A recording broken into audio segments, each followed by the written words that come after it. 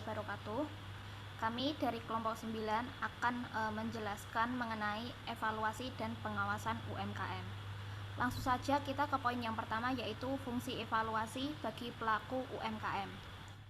Evaluasi merupakan kegiatan yang menilai hasil yang diperoleh selama pemantauan kegiatan usaha berlangsung yang akan digunakan sebagai dasar mengambil keputusan tentang tingkat keberhasilan yang telah dicapai dan tindakan selanjutnya yang diperlukan. Evaluasi bertujuan untuk mengetahui apakah usaha yang dijalankan itu mencapai sasaran yang diharapkan atau tidak. Evaluasi lebih menekankan pada aspek hasil yang dicapai atau output.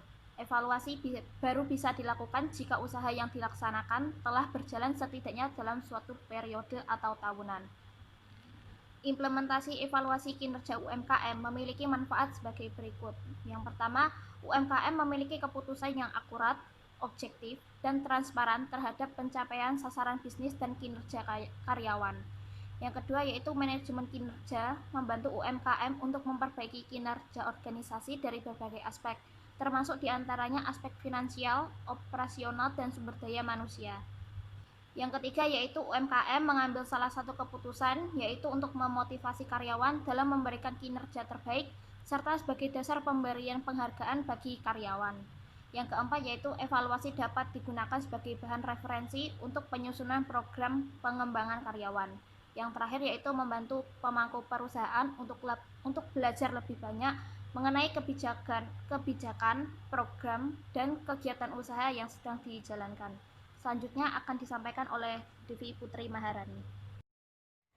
Saya Devi Putri Maharani akan melanjutkan pemaparan materi yang berikutnya, yaitu poin B mengenai evaluasi yang tepat, efektif, dan efisien dalam UMKM. Evaluasi dapat dilakukan dengan tepat jika UMKM menetapkan indikator kinerja yang relevan dengan rencana bisnis strategis UMKM.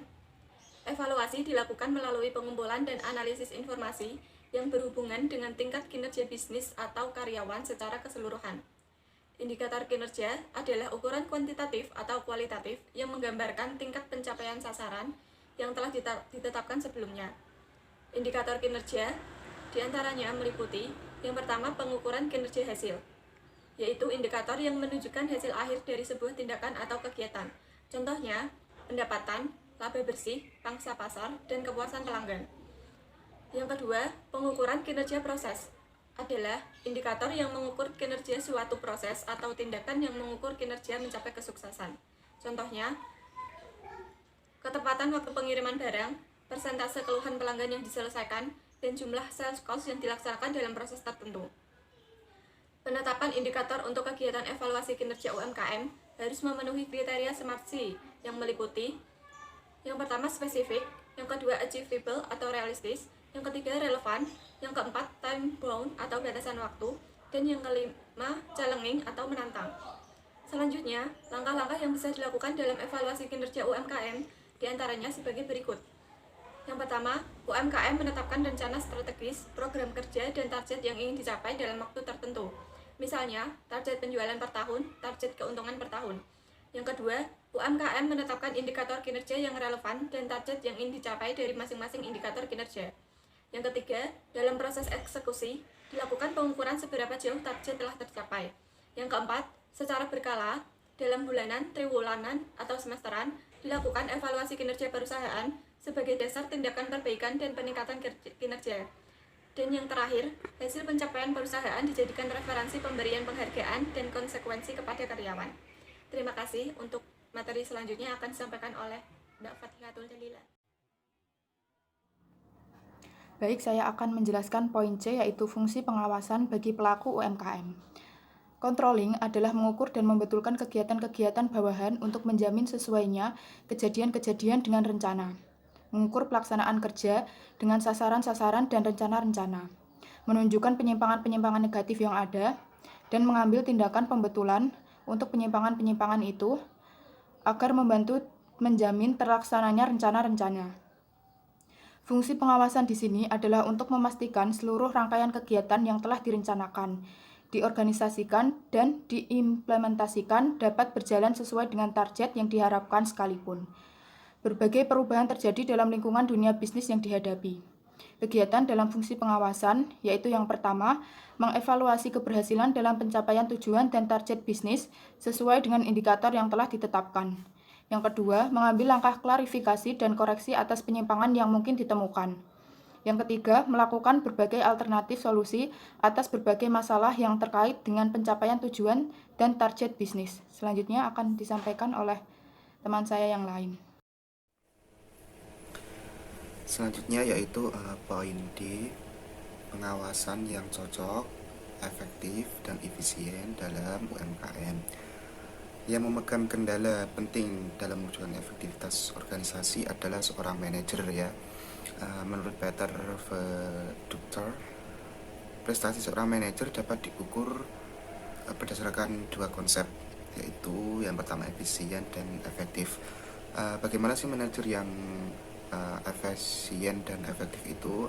Manajer yang efisien yaitu manajer yang memiliki kemampuan untuk meminimumkan biaya sumber daya yang digunakannya untuk mencapai tujuan yang telah ditetapkan. Sedangkan manajer yang efektif adalah manajer yang memilih pekerjaan yang benar untuk dioperasikan. Perhatian serius harus diberikan kepada berbagai dasar pemikiran yang sifatnya fundamental agar kegiatan pengawasan dapat membuahkan hasil yang diharapkan. Beberapa di antaranya sebagai berikut. Yang pertama, efisien. Yang kedua, dalam penyelenggaraan dalam kegiatan operasional harus efektif ya. Yang ketiga, produktivitas. Yang keempat, pengawasan dilakukan pada saat berbagai kegiatan sedang berlangsung, bertujuan untuk mencegah agar tidak terjadi penyimpungan, penyelewengan, dan pemborosan. Yang kelima, manajer tidak dapat mengelak dari tanggung jawab melakukan pengawasan karena para pelaksana merupakan manusia yang tidak sempurna. Yang terakhir, koreksi terhadap penyimpangan. Maksud dari pengawasan itu sendiri yaitu untuk mencegah atau memperbaiki kesalahan, penyimpangan, ketidaksesuaian, penyelewengan, dan lainnya yang tidak sesuai dengan tugas dan wewenang yang telah ditentukan. Jadi pengawasan bukan untuk mencari kesalahan terhadap orangnya, tetapi mencari kebenaran terhadap hasil pelaksanaan pekerjaannya. Tujuan dari pengawasan yaitu agar hasil pelaksana pekerjaan diperoleh secara efektif dan efisien sesuai dengan rencana yang ditentukan sebelumnya. Jadi hakikat dari diri pengawasan adalah syarat yang harus ada dalam melakukan pengawasan, di mana hal tersebut harus dipenuhi guna mencapai suatu pengawasan yang efektif dan efisien. Dalam manajemen organisasi, bisnis tugas pengawasan dibagi menjadi beberapa fungsi. Yang pertama, manajemen sumber daya manusia, yang kedua manajemen pemasaran, dan yang terakhir manajemen keuangan. Terima kasih, begitulah presentasi dari kelompok kami. Apabila ada kekurangan mohon dimaafkan ya. Wabillahi taufiq wal hidayah. Wassalamualaikum warahmatullahi wabarakatuh.